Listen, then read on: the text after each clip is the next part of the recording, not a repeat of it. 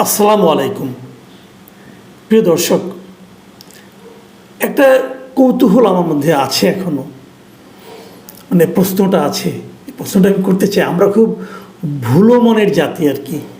কোনো একটা কিছু যখন ওঠে, শুরুতে শুনে হইচই করি, অবাক হই, বিস্মিত হই, রাগান্বিত হই, ক্ষুব্ধ হই, কিন্তু দুদিন পরে আবার একটা ভুলেও যাই।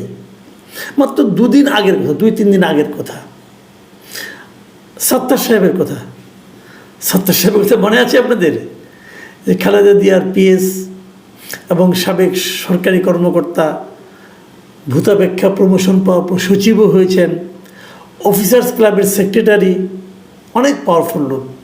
তিনি যে বলেছিলেন যে 8 জন উপদেষ্টার বিরুদ্ধে দুর্নীতির তথ্য প্রমাণ ওনার কাছে রয়েছে। যে এত বড় একটা অভিযোগ, সেই অভিযোগটা কি হারিয়ে গেল? সেই অভিযোগটা নিয়ে কি এরই মধ্যে কোনো তদন্ত শুরু হয়েছে? কেউ কি তদন্ত করছেন? অথবা সরকার অথবা রাষ্ট্র অথবা রাষ্ট্রের বিভিন্ন সংশ্লিষ্ট প্রতিষ্ঠান তারা কি সত্তার সাহেবকে ডেকে বলেছেন যে অভিযোগগুলো যে আপনি করলেন, আপনার কাছে তথ্য প্রমাণ কি আছে সেটা আমাদেরকে দিন?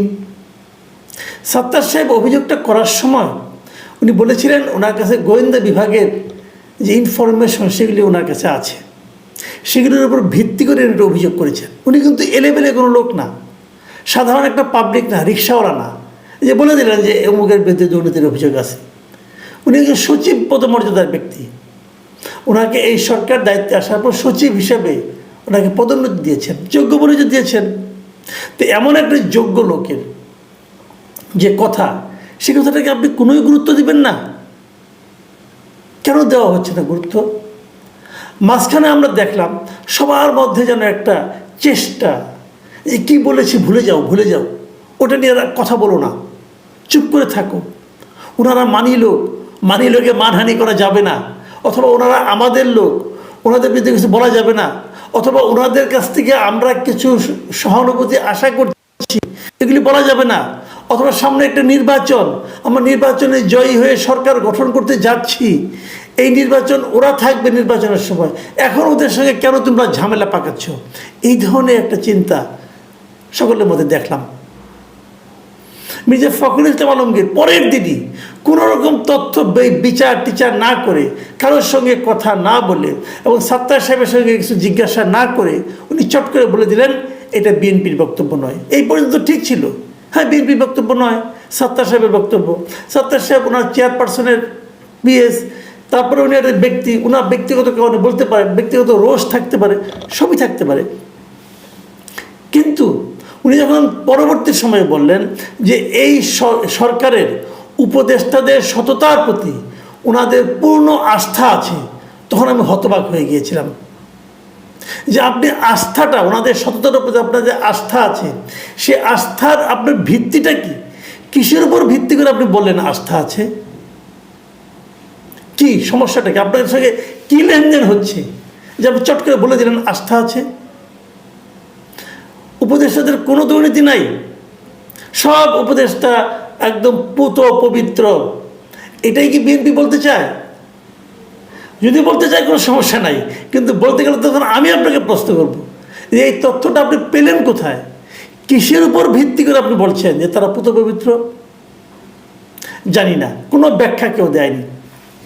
অথচ দেখুন, তার ঠিক 1-2 দিন আগেই এই বিএনপির আরেকজন শীর্ষ পর্যায়ের নেতা মির্জা আব্বাস, উনি কিন্তু এই উপদেষ্টাদের দুর্নীতি নিয়ে অনেক কিছু বলেছেন।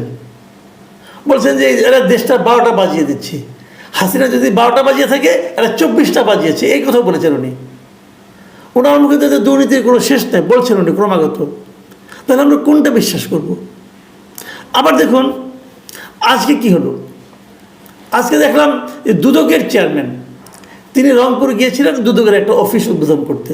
সেই উদ্বোধন করে উনি একটা পর্যায়ে বললেন যে এই মানে আপনার ক্যাবিনেটের এই যে সরকার, এই উপদেষ্টা পরিষদ যেটা আছে, এই উপদেষ্টা পরিষদের তিনি প্রধান, মানে ডক্টর ইউনূসের কথা বলেছেন, উনি দুর্নীতির বিরুদ্ধে সর্বদা সোচ্চার অবস্থানে রয়েছেন। কি উনি তো সার্টিফিকেট দিয়ে দিলেন উনি সরকার প্রধান হতেই পারেন, উনি তো একটা স্বাধীন প্রতিষ্ঠান, উনি তো একটা রাষ্ট্রীয় প্রতিষ্ঠানের কিন্তু উনি চেয়ারম্যান। দুদক কিন্তু সরকারের অধীনে নয়, দুদক একটা সাংবিধানিক প্রতিষ্ঠান। সেই প্রতিষ্ঠানের চেয়ারম্যানের কথাবার্তা উনি বলে দিলেন যে উনি সর্বোচ্চ পদে আছেন, অথবা উনি বলে দিলেন উনি দুর্নীতির বিরুদ্ধে সর্বদা সোচ্চার অবস্থানে আছেন। কী প্রমাণ আছে আপনার কাছে? উনি যে কাজগুলো ডক্টর ইউনূসের মধ্যে যে অভিযোগগুলো উঠেছে, যে এসে উনি নিজের যে ট্যাক্সের মামলাগুলো অমুকগুলো তমুকগুলো এইসব নির্বাহী আদেশে মাফ করে নিলেন, এটা কি এক ধরনের দুর্নীতি নয়? ওটা এটা করার কোনো প্রয়োজন ছিল? মামলা চলতো মামলার মতো, বিচার বিভাগীয় সিদ্ধান্তের মাধ্যমে আপনি মুক্তি পেতেন, তা করেন নাই। আরও একটা দুর্নীতির কথা বলি। দেখুন, শুরুতেই বলা হয়েছিল, ওনারাই বলেছিলেন যে সকল উপদেষ্টারা, সকল সরকারি কর্মকর্তা কর্মচারীরা সম্পদের হিসাব দিতে হবে। একটা ডেট ঠিক করে দিলেন, প্রথমে ডেট ঠিক করে দিলেন নভেম্বরের মধ্যে, তারপরে এটা বাড়িয়ে করা হলো, এপ্রিলে কত করলো।